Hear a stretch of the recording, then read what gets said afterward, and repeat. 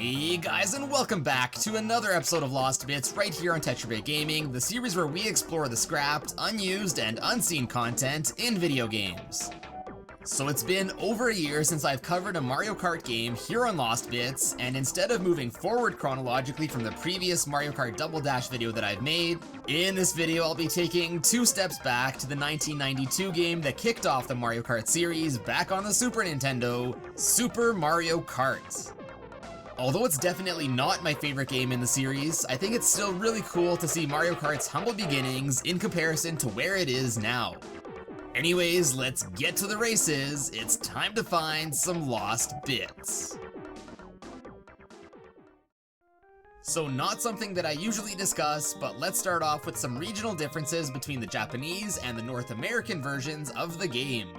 I mean, these things do go unused in the North American version, so I think it still kinda counts, I guess. Anyways, here is a comparison between the Japanese and the international backgrounds for the game's title screen. If we look to this section, we can see that 2 notable things were removed in the international releases. First is this Japanese text that just translates to Mario Kart. The second, more interesting thing is this umbrella-looking symbol. This appears to be an Aigasa, a Japanese symbol of love between 2 people. It is represented as an umbrella with the names of the 2 lovers written beneath it. This symbol dates back to an era in Japan in which the only real socially acceptable time a young man could be seen with his non-family approved love interest in public was if he was holding an umbrella for her while it was raining. This of course was seen as an honorable gesture. Aigasa literally translates from Japanese to sharing an umbrella. And as you'd expect, the 2 names under this umbrella depicted here are Mario and Peach. This cute little symbol as well as the Mario Kart Japanese text were both very likely removed due to the fact that their meaning probably would have been lost on most of the international audience. Next up are 2 altered victory animations for Bowser and Peach. As you can see in each animation, the characters are seen drinking champagne. This was fine in the Japanese and European releases, but since at the time Nintendo of America strictly prohibited the depiction of drinking alcohol in their games, the animations were changed in the North American releases. I mean, I don't think this policy has changed all too much. Could you imagine Mario cracking open a cold one with the boys after a match of tennis?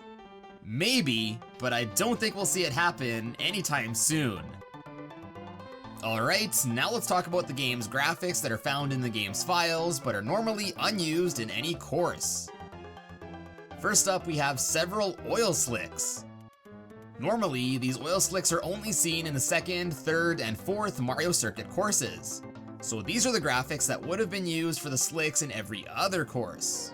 In order, these slicks would have been used in Donut Plains, Ghost Valley, Bowser's Castle, Choco Island, Koopa Beach, Vanilla Lake, and of course, Rainbow Road. In a similar manner, not all courses actually have the zipper boost arrows, but for the ones that don't, graphics for these zippers can still be found in the tile set for the course. Again, in order, these would have been zippers for Donut Plains, Choco Island, Koopa Beach, Vanilla Lake, and Rainbow Road.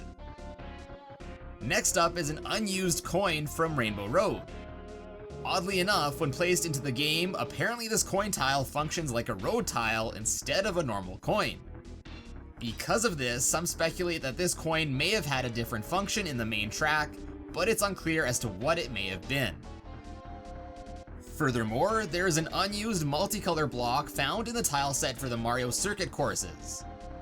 Again, when placed into a course, it apparently acts like a road tile as opposed to a regular wall block. There is also another unused 4-block object that looks like it was meant to be used in the Mario Circuit courses as well. This looks like it would have been used if 4 differently colored wall tiles intersected. And if that were the case, since this never does happen in any of the stages, it would sure make sense as to why it goes unused. Next up is an unused alternate version of the game's exclamation mark. Oddly enough, the unused one appears to be more detailed and shaded than the one that was kept.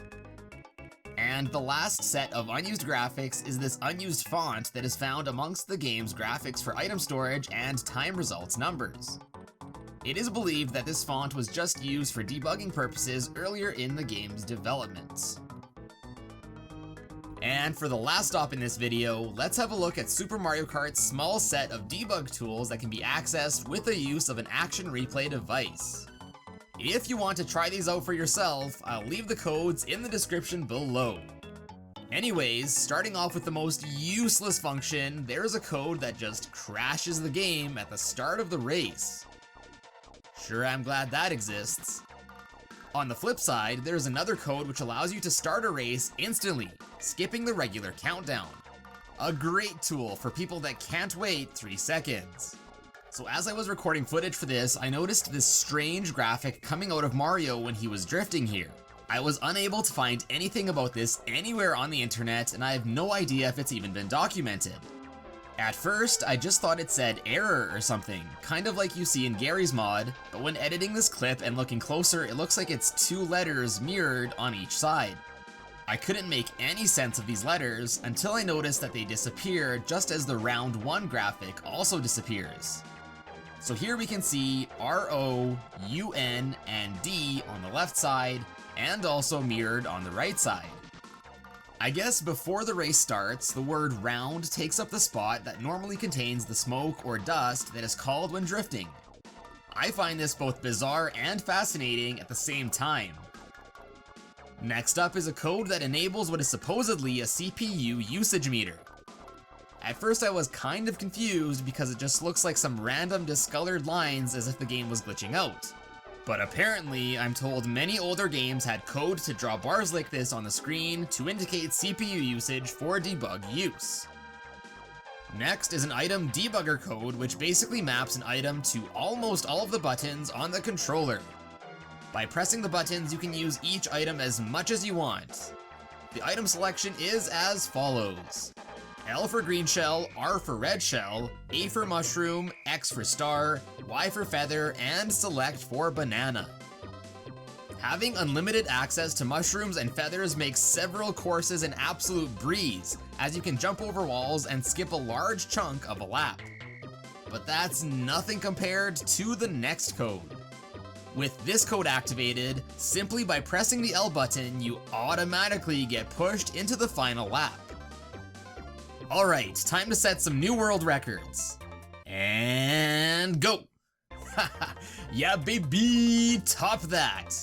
Todd Rogers was right, these world records really are easy to set.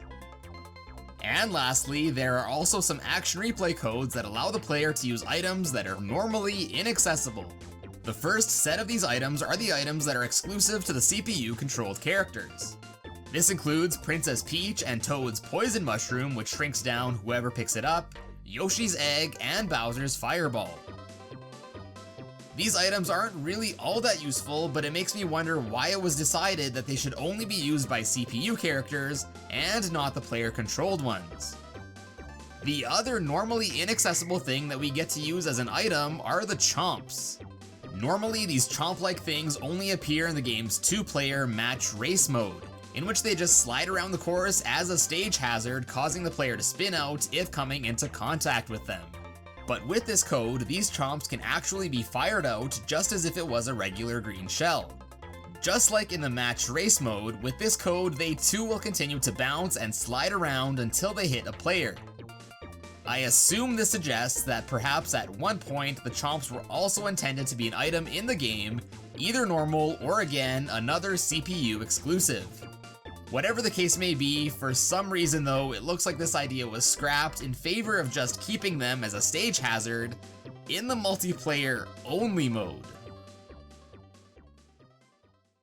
And with that concludes this Lost Bits video on Super Mario Kart, and I hope you enjoyed it. If you did, be sure to let me know with a like down below, and also let me know what future Lost Bits videos you would like to see me cover next. If this video does well enough, I'll certainly try and not make you guys wait another year until the next Mario Kart Lost Bits.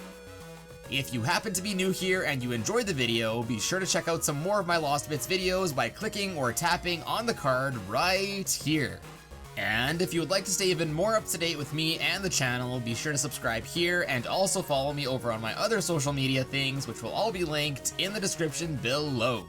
But as always guys, thank you all so much for watching today and for all of your amazing support, and I will see you in a bit.